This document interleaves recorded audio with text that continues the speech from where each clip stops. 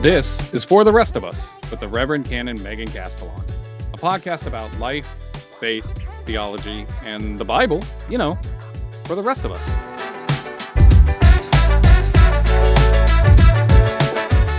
Well, hello, y'all. Welcome back to For the Rest of Us with the Reverend Canon Megan Castellan. Hey, gang. It's just me. It's little old Adam. You know I'm not Megan by now, but I always feel like I got to remind you in case there's any confusion. I'm not the Reverend Canon Megan Castellan. I work with Megan at the Episcopal Diocese of Central New York. I was a lifelong Catholic. Now I'm an Episcopalian, and Megan is my sage guide, guiding me through life and helping me figure this all out through the lens of the Episcopal Church. You can kind of consider her my Cher Horowitz. Ew! Get off of me!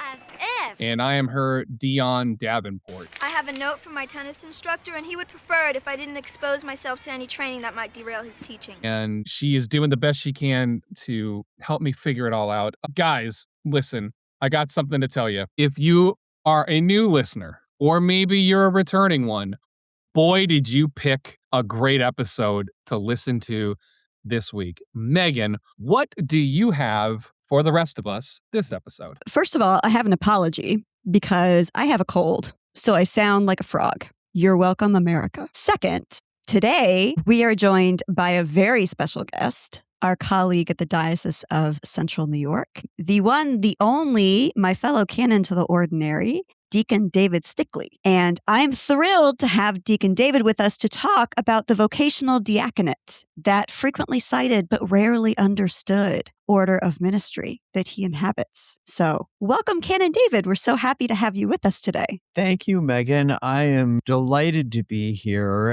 and I am grateful that you did not elaborate on any of the ways in which I am special. We aim to please here at the podcast. So, David, part of the reason I wanted to have you on to talk is because I realized we had not talked in depth on the podcast about the various orders of ministry, laity, diaconate, priesthood, bishop. And I thought, well, we should fix that, number one. Number two, the one that kind of gets misunderstood the most, I think, is the diaconate. And who better to talk about the diaconate than someone who has discerned a call to the diaconate? So I thought of you, our handy local deacon. So can you start us off by explaining your understanding of the diaconate? Short, elevator speech, no pressure. What is the diaconate? The diaconate is the order that helps the church fulfill its mission in the world. Ooh, very good. Thank you. And so for you, what does that look like? For me, that looks like helping people who don't get listened to often enough have a voice in the church, in preaching, in the prayers of the people, in any other ways that I can. And these are the people that are referred to in the 6 chapters of Acts of the Widows. Mm-hmm. These are the people that Mary sings about in the Magnificat, that are the hungry and the lowly and the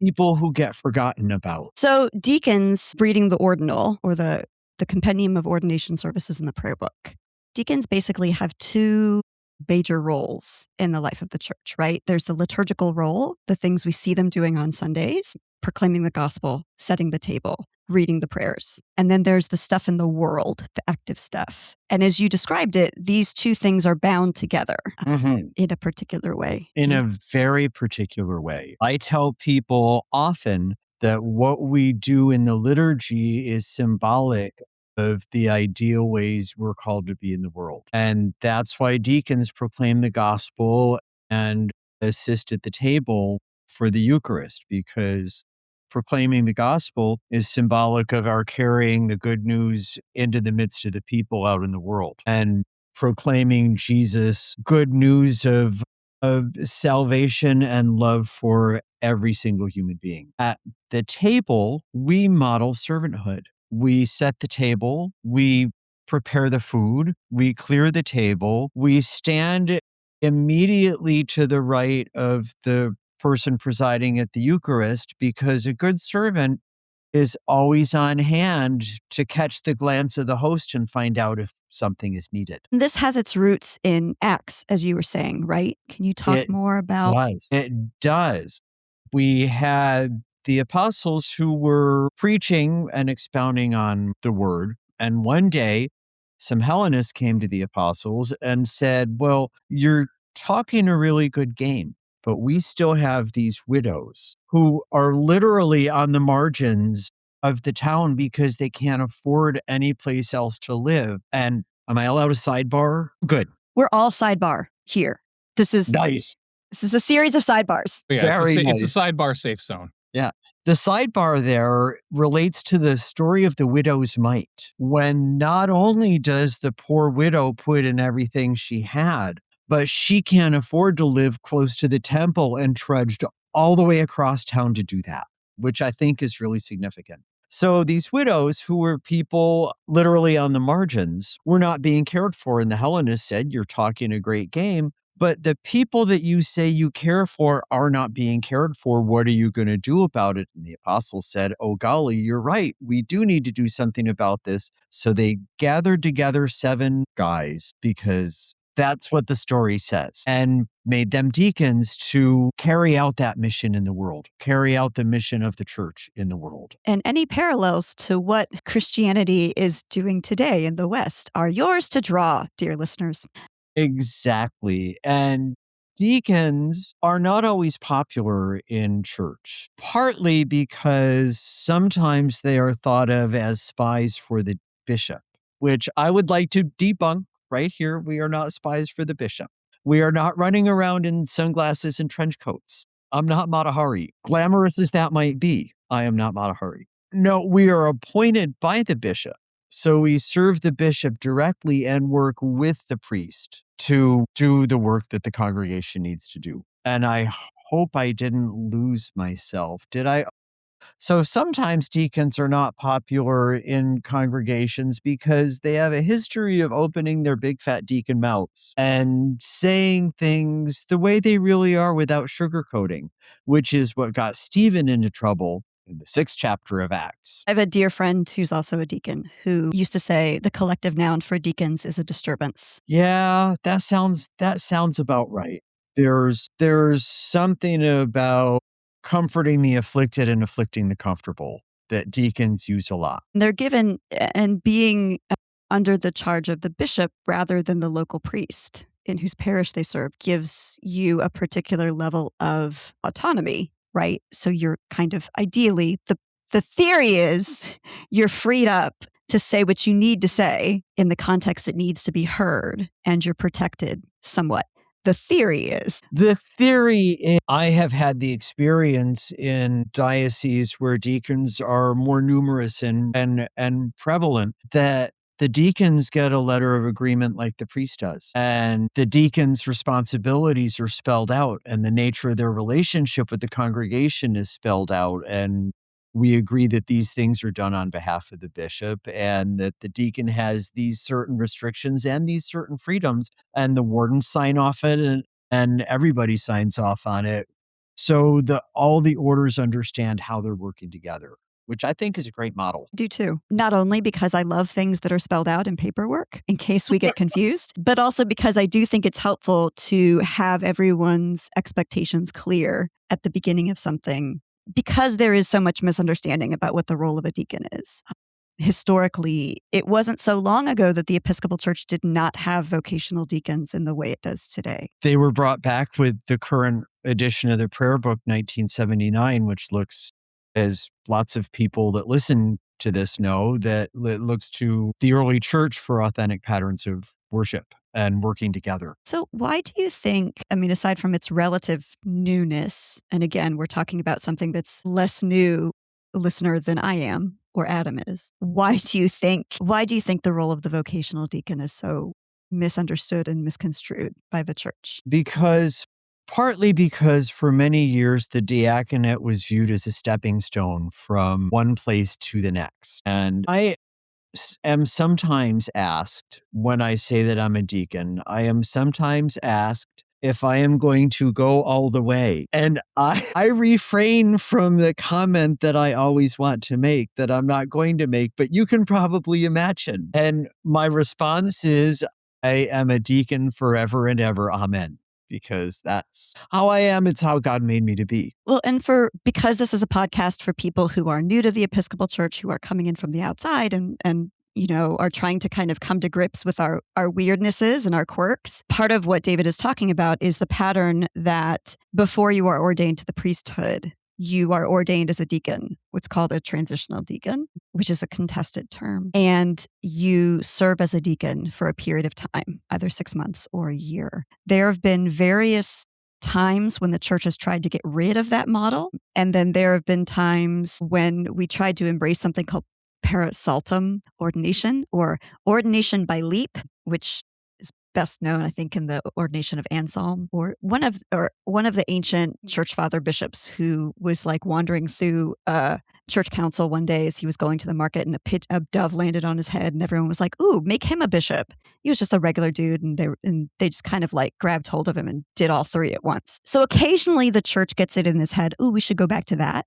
I'm going to put you on the spot, David. Do you think we should do away with the transitional diaconate? Absolutely not, which may surprise a lot of people.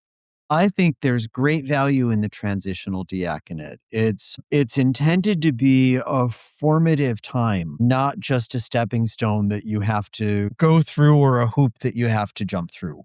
The value is that you get a period of time to live into what the diaconate is really all about. And it gives much more, what's the right word? It gives the priest a deeper ability to connect with deacons and to understand who they are and where they come from. In the same way that when I got ordained a deacon, I promised myself that I would never forget what it feels like to be a layperson, so I can support them fully in their ministries. I think this does the same thing with priests. Yeah, I really agree with that. And before I was ordained, I did not have those feelings, but I really treasured my time as a deacon. I really appreciated making those vows to bring the needs of the world to the church and the message of the church to the world. And I have tried to frame my priesthood around that, which I think is part of the goal of the transitional diaconate, that you orient the rest of your ministry in that direction. And I was really lucky in that my time as a transitional deacon was spent during seminary, full-time seminary, which not a lot of people get, but I was able to finish my seminary internship working in a soup kitchen,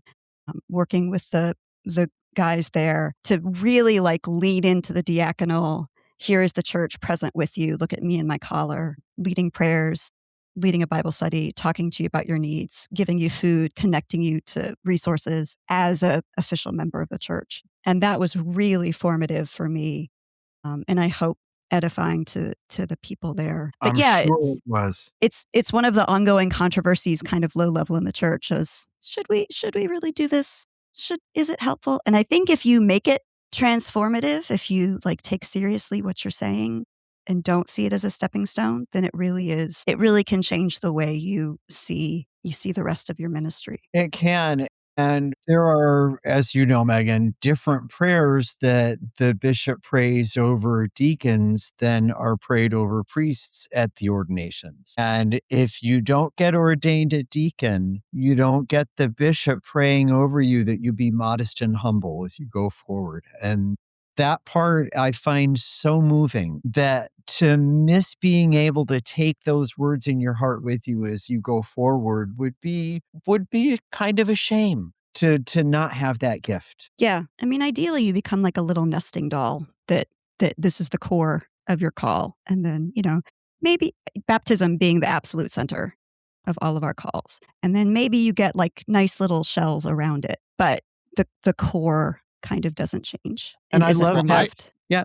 I was gonna say one of the things, and I know I don't really get to weigh on this a whole lot because I am not ordained, so I haven't had this lived experience. But one of the really formative parts of my years as a Roman Catholic is before we came to Central New York, we lived in Arizona, in Tucson, and I had a bishop who we were very close with, and that's a big deal in Roman Catholicism because bishops don't usually like muckety muck with us us serfs. But we were really close to him. And one of the things he did every year during Mass for Holy Thursday or Maundy Thursday, when we do the washing of the feet, is he would take off everything except for his alb, and he would put on a deacon's stole when he would wash the feet of the people. And I know that for, especially in Roman Catholic thought, like the deacon is a servant's role, like you talked about, David. And as a bishop, you don't really do that kind of stuff. I feel like that's kind of something that happens in a lot of traditions. Like you don't really, because you have all these other responsibilities that you got to do. And it was kind of a cool thing for me to see as somebody in a pew, like, oh, he hasn't forgotten these vows that he made. He hasn't forgotten this part of his ordained life, because you never take it off. You don't, like, I feel like as a transitional deacon, Megan, I feel like you can speak to this better than anybody. You never take that off. You still have that as like an imbued part of you. Well, and ideally, I think it should be the font from which everything else flows, right? All of us who are ordained, our sense of ordination needs to come from our baptismal covenant. Like our sense that we've lived into these vows so fully that there's this special thing, this other thing, special in specific rather than special, with not special, oh, glittery. No, special, specific, surprising little glitter in the priesthood. Somebody needs to work on that. But ideally, it comes from we have lived into these vows so fully and completely that we have discerned a specific way that we are supposed to live into the vows. And then we kind of develop this lane, and then you live into the vows of a deacon so specifically and fully that you discern that you derive authority from the quality of your service to everyone and to the world. And I did not write the 79 prayer book. I was not alive. Oh no. But if I were to say there was a theology underlying the way they're connected, I think that would be it. Adam told the great story about the priest who puts on the deacon's stole for washing the feet on Maundy Thursday.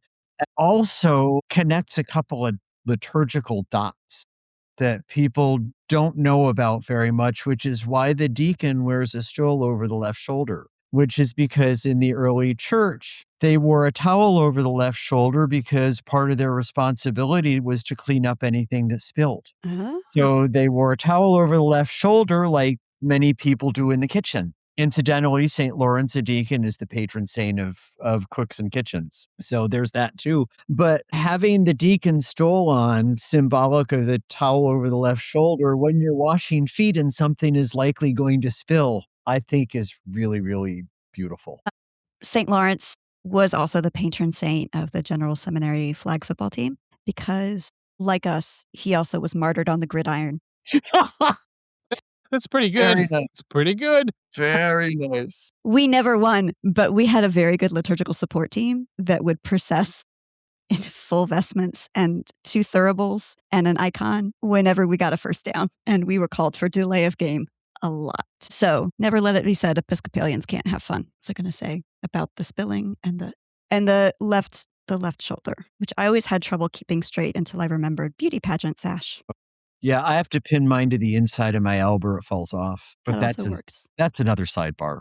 You can edit that out if you'd like. So my final thing, and I don't know quite how to phrase this, but I think that the vocational diaconate, if people understood it, and I feel like people have calls that they don't recognize because we don't talk about the vocational diaconate and what it is enough. I have met so many people who have talked, and I'm like, oh, deacon, vocational deacon. Oh, you're pursuing the priesthood, but what you actually are is a deacon. And then either the church, this is frequently a church problem, either the church is like, we don't have that, so be a grumpy priest, or we don't know what you are. So particularly younger people, I have found consistently with a strong expressed call that they don't know what it is, but it is, I think, because I have opinions and theories about everything in my head, to the vocational diaconate. So can you talk a little bit about, 5 signs to spot a call to the vocational diaconate in the wild? 5? Golly. Any number. Pick any number. Okay. Well, I'm going to start a little bit before that and say that discerning gifts is really the responsibility of all God's people. And looking around us in congregations and picking up on signs and understanding that the person sitting next to you that wears a lot of floral prints may be sending you a sign that they are perfect for arranging flowers at the altar or working out in the garden, right? Noticing how people are and who they are and what's important to them is great. And when you have somebody that gravitates at hospitality events to providing food or doing dishes, you might have a deacon. When you have somebody that gravitates to social justice in the world and is always, as the English say, banging on about the needs of the oppressed and the poor, you may have a deacon. If you have somebody in the liturgy that always wants to be a torchbearer, just so they can go in the gospel procession, you may have a deacon. It almost kind of feels a little bit like a Jeff Foxworthy bit. But for discernment. I'm not mad at it. I think it's great. And I think it's true. And a lot of times it's those like impulses that people find that they want, or things that we recognize in each other that we dismiss because we think they're too small. Mm-hmm. And when we look at our own lives, my understanding is that we are not called to be something we are not, that we are created to be the way we're supposed to be. And our role is to discern how that is and then live into it as well as we can. So when I was there's a little personal note for example of these things. When I was figuring out how that was for me, I looked back to my early childhood. And the two things that really stood out were that I adopted a stray beagle when I was 4, which is kind of young for doing something like that. But yeah, I pulled it off mostly because who's really going to say no to 4-year-old me with a beagle after church? It's true. That would have been a tall ask. The other way I really, really knew I'm a deacon is that I've gone to church since before I can remember. And I would go every Sunday with my mom, even when nobody else went. There was no questions asked. We just got up and went. It was a given. And even before I could read, when we had morning prayer, the words that stayed with me were from the general thanksgiving, that we may show forth thy praise not only with our lips, but in our lives by giving up ourselves unto thy service, which is the way we talked then. We don't do that now, but it was the 1928 book. That's how old I am. So those things stood out for me, and I knew. I took them as signs of how actually God made me to be in the world. Yeah, that's awesome. Yeah, I mean, looking back at my early childhood, when I would play with Barbies and we would have a wedding, I would pull out the Book of Common Prayer and perform a marriage ceremony. Well, of course you would. Don't be ridiculous. Because of course I would. Because of course I did. Of course I did. Of course. Who wouldn't? Everything must be done right and proper. That's right. Yeah. Mm-hmm. And it's important for everybody to know why we're gathered here together today. That's right. You can't just have a wedding and have a party. There's a liturgy, gosh darn it. That's right. And we're going to have a liturgy. Well, one of the things we always do when we land the plane, David, is I ask Megan for her thoughts or her recommendations on something. And since we are so glad that you are here, we're going to ask for yours. And one of the things that a deacon does within their role in the liturgy in the church is proclaim the gospel. They read the gospel reading from the book of the Gospels, and they also preach. So I'm going to ask you, and Megan, you can also weigh in on this. Do you have a favorite reading, like a gospel or a favorite Sunday that you love to read and preach on? I don't know if I have a favorite Sunday to preach on, but if I did, it would be during Lent when John the Baptist cries out, "You brood of vipers." Mm. That would have to be it. That's a good one. I don't know. They're all like my little babies. I feel like I always annoyed my parish because I would always say, I love this reading so much. Here's why. And just like get all nerdy on them. My favorite sermons to do are the ones where the reading is awful. Like the Syrophoenician woman being called a dog, like unpacking that one. The unjust manager, where he's apparently commended for stealing money. Like the ones where the reading is just really inscrutable and you don't have any idea what to do with it. And so your impulse is like, I will not touch that one. Some of the really awful ones in the Old Testament, those are my favorite to really like wrestle with and find something liberating in them. Those are my favorite. Yeah, I agree with that, Megan, and particularly love the parables that we have in Matthew and Luke that got added to later, but that Jesus originally told a social commentary. Yeah, like cursing the fig tree. Why did the tower fall on those Gentiles? Like, I love those. The ones where people are like, see, this is why nobody likes the Bible. And I'm like, oh, but wait, my friends. Yeah, I love doing that, because in that you can kind of bring people into the beauty of the Bible and what God is doing, and make it so much more interesting and dense and complicated and nuanced. And Yeah. I that's my favorite. And I often say that if you're not willing to go to those hard places with people in Scripture, how will you be able to go to those hard places with people out in? Yeah, exactly. Well, there you go. Well, hey, let us know in the comments, what's your favorite Sunday that you've heard a preaching on? Or maybe you've heard Megan or David preach and you thought something they said really resonated with you. Or just let us know what you think of the show. Jump in the comments, leave us a review and a rating, share with a friend. David, thank you so much for joining us. And gang, we can't wait to talk to you next time for the rest of us.